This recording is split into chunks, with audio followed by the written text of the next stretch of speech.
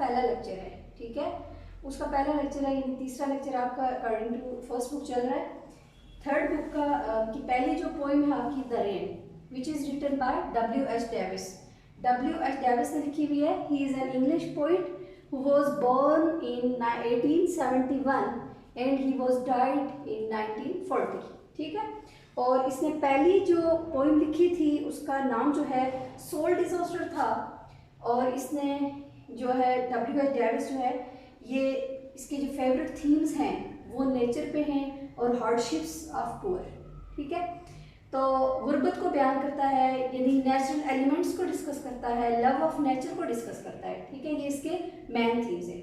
क्योंकि पहले भी मैंने आपको डिस्कस किया था कि आपके जो मैट्रिक की बुक्स थी वहाँ से आपने जस्ट समरी करनी होती थी, लेकिन यहाँ पे अकॉर्डिंग टू स्टेंजा जो है आपने चलना है कि आपने स्टेंजा जो है उसको एक्सप्लेन करना है। इसमें तीन चीज़ें होती हैं, यानी आपके लिए आता है कि रेफरेंस होता है,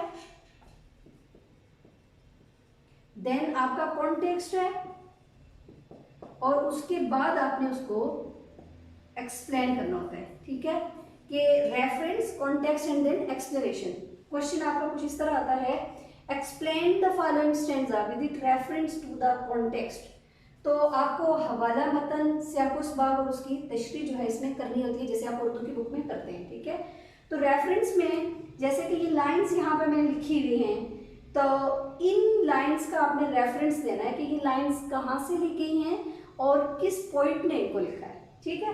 तो ये जो लाइंस हैं कहाँ से हैं, रेन, ये पोइम जो है रेन वहाँ से ली गई हैं। These lines have been taken from the poem Rain, or this stanza has been taken from the poem Rain, which is written by W.H. Davis, who is a natural poet, ठीक है।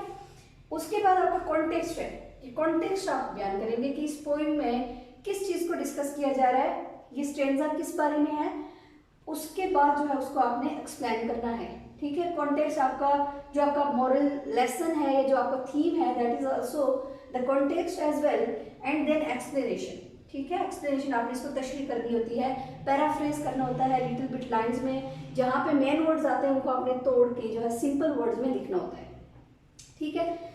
Then this poem, ये जो poem है musical display of the rain है, phenomena of nature है। I hear leaves drinking rain, I hear rich leaves on the top, giving the poor beneath drop after drop, it is a sweet noise to hear these green leaves drinking near. ये stanza है। शायर कहता है कि मैं बारिश के पत्तों से पानी को सराब होते हुए सुन सकता हूँ।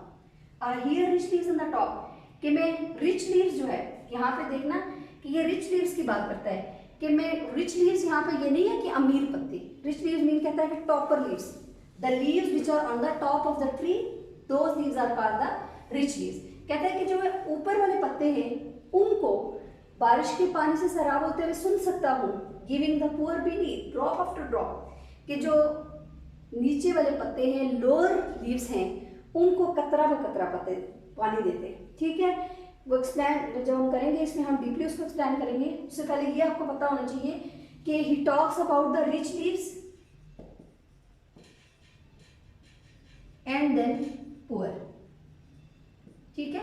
रिच लीव्स वो टॉप लीव्स की बात करता है, थिक लीव्स की बात करता है, जो घने पत्ते हैं उनकी बात करता है। जाहिर है जब बारिश पड़ती है तो जो टॉपर लीव्स हैं they get more water than the lower leaves, so the poet called the lower leaves poor leaves and he called the upper leaves rich leaves, ठीक है।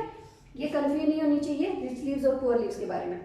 कहते हैं it is a sweet noise to hear these green leaves drinking near, कि ये शोर जो है बारिश का शोर अच्छा लगता है, उसको कहते हैं कि ये स्वीट नॉइज है, ठीक है। फिर कहते हैं कि these green leaves drinking near, ये पत्ते कहीं करीब पानी से सराब हो रहे हैं।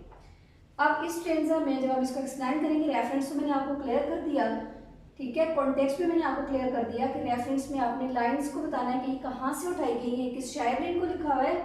उसके बाद आपको कॉन्टेक्स्ट भी बता दिया। जो एक्सप्लेनेशन है आपने इनको एक्सप्लेन करना है, तो आपने जो वर्ड आई है फर्स्ट पर्सन प्रोनाउन यूज नहीं करना है, ठीक है। आपने जो है वो second person pronoun, third person pronoun को यूज करते हुए इसको एक्सप्लेन करना है कि शायर कहता है, ठीक है। In these lines the poet says that he hears the leaves drinking the rain, and he says that he can hear that the rich leaves mean upper leaves, that upper leaves get or receive more water than the lower leaves. He talks about as well about the poor people. यहाँ poor leaves की भी बात कर रहा है, poor people की भी बात कर रहा है कि जो अमीर लोग होते हैं, यहाँ पे उसने एक किस्म का सटायर क्रिटिसाइज भी किया हुआ है कि वो कहता है कि जो people rich people हैं they enjoy the rainy day, whereas this rainy day become problematic for the poor people.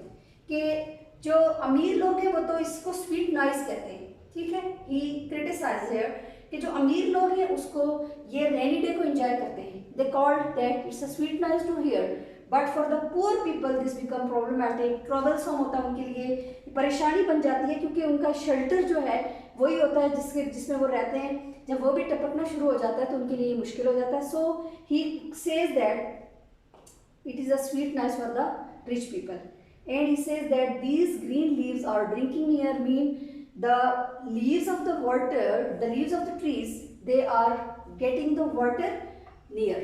ठीक है, ये आपका पहला स्टेंजा है जिसमें आपको मैंने बता दिया कि ये इसका रेफरेंस, कॉन्टेक्स्ट और एक्सप्लेनेशन, तीन चीज़ों को मैंने डिस्कस कर लिया है. I have discuss about the first stanza. उसके बाद आपका सेकेंड स्टेंजा है इसी पोएम का, द रेन का.